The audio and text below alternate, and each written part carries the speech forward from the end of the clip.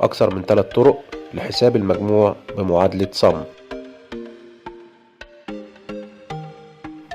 السلام عليكم ورحمة الله وبركاته. قال صلى الله عليه وسلم: من سلك طريقا يلتمس فيه علما سهل الله له طريقا إلى الجنة. صدق رسول الله صلى الله عليه وسلم. النهاردة إن شاء الله هنتعلم أكتر من 3 طرق للجمع باستخدام معادلة صم. الطريقة العادية وبدون أي معادلات، بقف في الخلية اللي محتاج يظهر فيها المجموع وبكتب يساوي، وحدد الخلايا المطلوب جمعها: 50 زائد 20 زائد 60 زائد 40، واضغط انتر. بيظهر الناتج 170. ولكن لو عندك مجموعة كبيرة من البيانات ما ينفعش تشتغل بالطريقة دي، فبتستخدم معادلة صم بالطريقة العادية، وهي الطريقة الأولى. بضغط يساوي واكتب صم وادوس تاب، بتفتح المعادلة معايا وبيظهر القوس.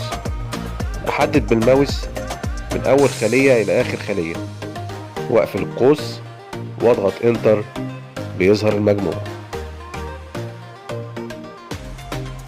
الطريقة التانية، بقف في الخلية ومن قائمة فورمولا بختار اوتو صم واختار صم وادوس انتر، يظهر المجموع.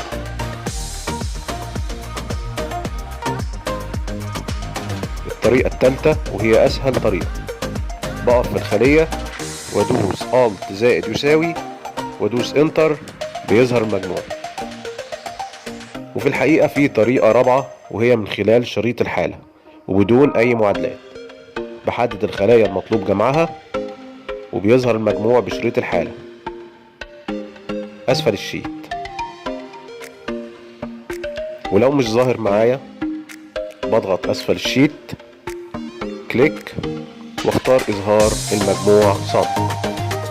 لو عجبك الفيديو ما تنساش الاشتراك واللايك الجميل، ولو عندك طريقة جديدة او اي استفسار ما تترددش واترك تعليق.